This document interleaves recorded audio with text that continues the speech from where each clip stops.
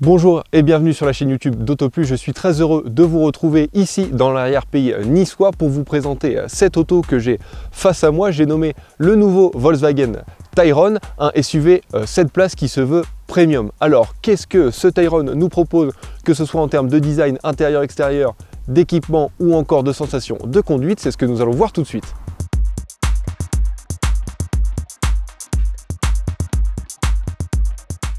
De prime abord, on pourrait penser que ce Tayron n'est qu'une version allongée du Tiguan, cependant il n'en est rien, il ne partage aucun élément avec son petit frère. Intéressons-nous dans un premier temps au design extérieur de ce Tayron. Notre version d'essai aujourd'hui est équipée de la finition élégance. Chaque finition proposée sur ce Tayron offre des éléments de design spécifiques, notamment sur les pare-chocs, que ce soit à l'avant ou à l'arrière.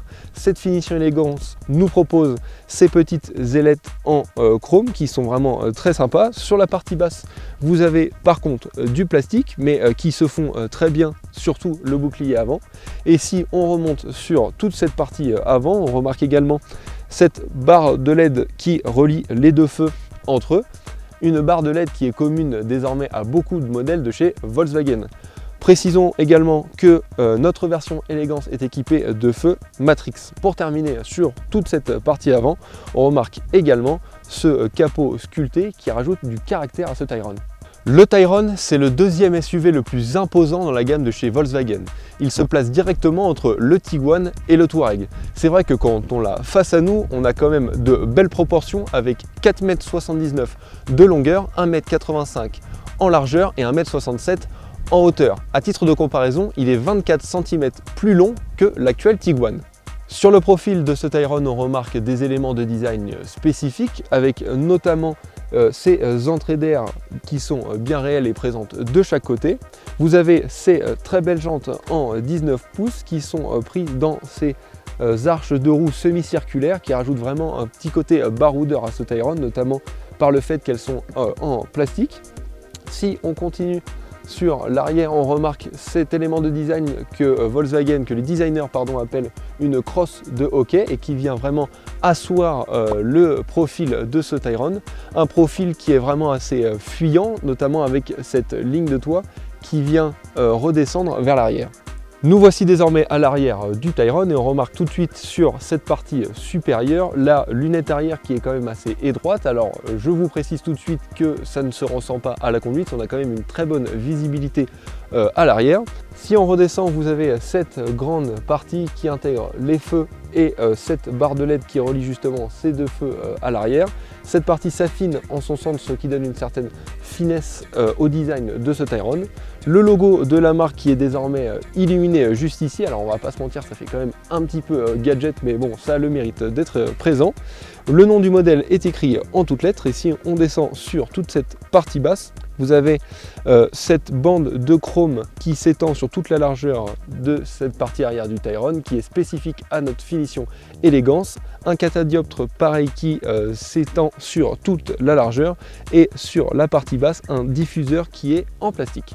Enfin, terminons en évoquant la signature lumineuse à l'arrière de ce Tayron et ce design en croix que l'on peut retrouver également sur le T-Cross dans la gamme de chez Volkswagen. Mais ce qui nous intéresse aujourd'hui, et c'est ce qui fait toute la particularité de ce Tayron, ce sont les deux places supplémentaires présentes à l'arrière.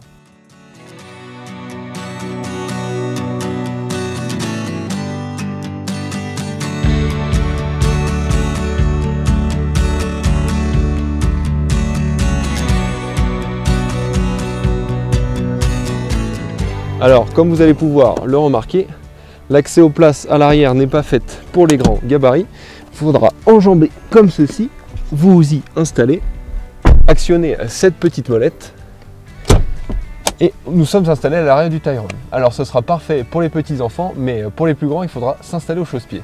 À l'arrière, si les places sont très étriquées, notamment pour les grands gabarits, à l'avant, il n'en est rien. On a énormément de place dans ce Tayron. Pour ce qui est de la présentation intérieure, pas de grande nouveauté, nous sommes dans un intérieur typique de chez Volkswagen, un intérieur ultra connecté mais ultra minimaliste. Moi j'avoue que je préfère quand il y a un peu plus de choses présentées à l'intérieur d'un véhicule. Là il n'en est rien, tout est recentré sur cet immense écran au centre de la planche de bord.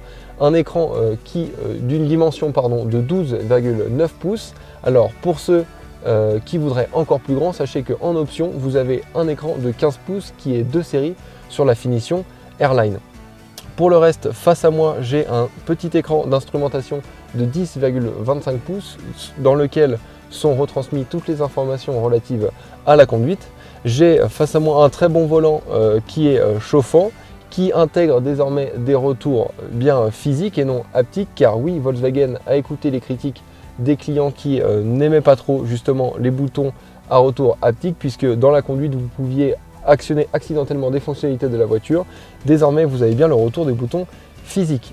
Autre nouveauté sur ce Tayron, alors qui est déjà présent sur le Tiguan, plus de commodo et de sélecteur de boîte de vitesse présent sur la console centrale.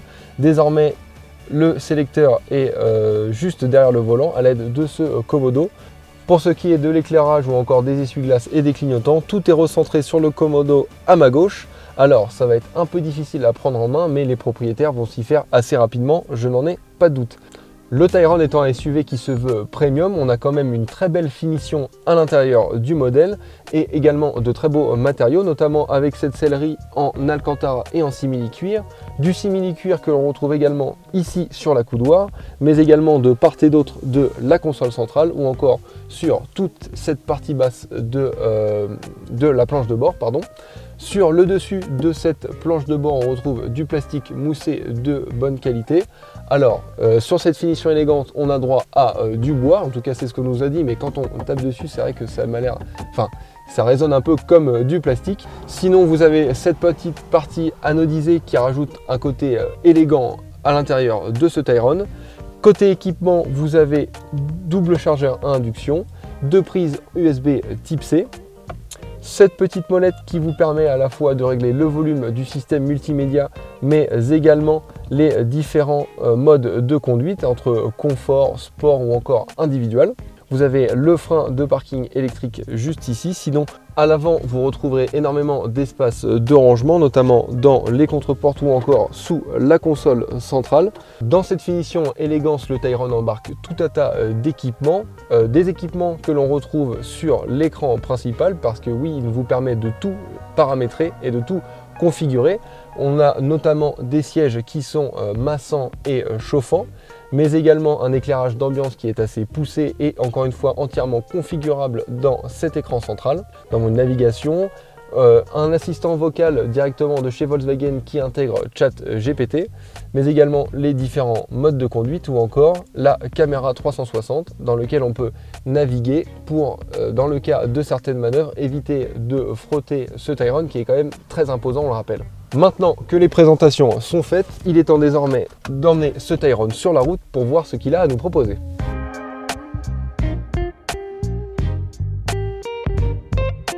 Avant de s'intéresser aux sensations de conduite au volant de ce Tayron, intéressons-nous dans un premier temps aux différentes motorisations qui seront disponibles dans la gamme du modèle en France.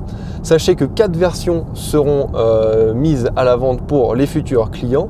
Vous avez 2 versions PHEV, donc hybride rechargeable, une de 204 et l'autre de 272 chevaux. Ces dernières proposeront jusqu'à 850 km d'autonomie en combiné et plus de 100 km en tout électrique. Sachez également que ces 2 versions en hybride rechargeable ne sont pas disponibles en version 7 places puisque les batteries seront directement disposées dans le coffre. Sinon, pour la France, 2 autres motorisations seront toujours disponibles. Une version diesel, car oui, Volkswagen n'en a pas fini avec le diesel. Nous aurons droit au fameux 2 litres TDI de 150 chevaux. Et enfin, une dernière motorisation, celle qui équipe notre Tayron du jour. J'ai nommé le 1,5 litre ITSI, une motorisation essence micro-hybride qui embarque une petite batterie de 48 volts qui développe 150 chevaux. Bien que le Tayron soit quand même un SUV très imposant, on ne le ressent pas à la conduite puisque nous avons une très bonne visibilité.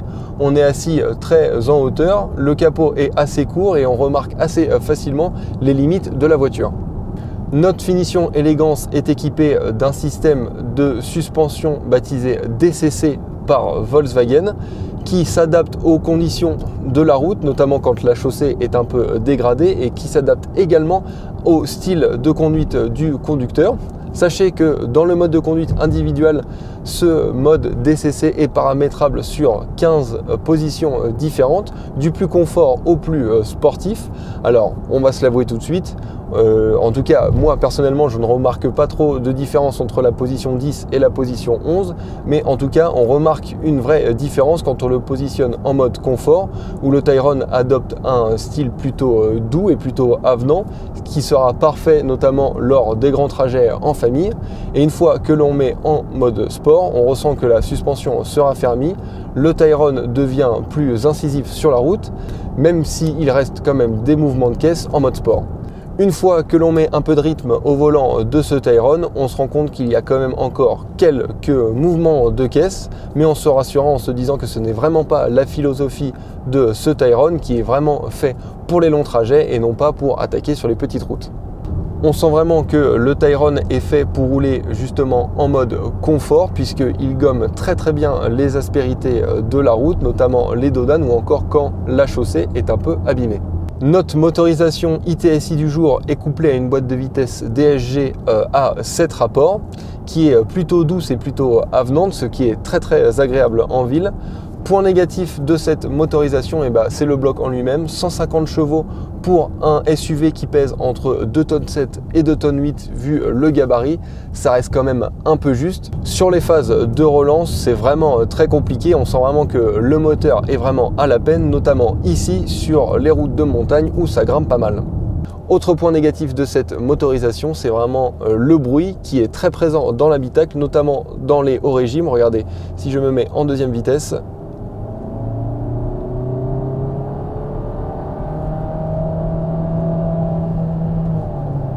ça, on va pas se mentir, c'est quand même assez dérangeant.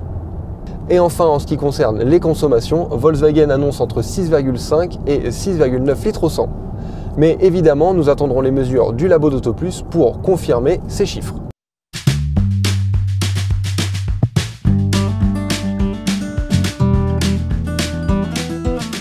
Il est temps pour nous de conclure cette vidéo dans ce cadre magnifique mais un peu brumeux. Et pour les cinéphiles qui nous regardent, vous avez sûrement reconnu cette route. C'est sur cette dernière qu'a été tournée une scène dans un James Bond, dans une course-poursuite entre une Aston Martin et une Ferrari.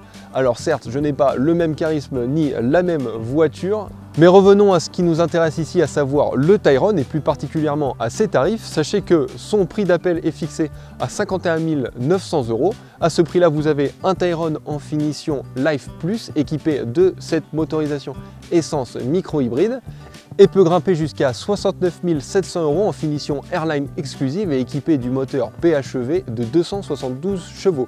Quant à notre version du jour, le Tyrone en finition élégance équipé d'une motorisation ITSI micro-hybride, ce dernier est affiché à partir de 55 300 €. Maintenant, ce qui nous intéresse, c'est de connaître votre avis. Pour cela, rendez-vous en commentaire. Quant à moi, je vous invite à vous abonner à la chaîne YouTube d'AutoPlus ainsi qu'à nous suivre sur tous nos réseaux. A très vite.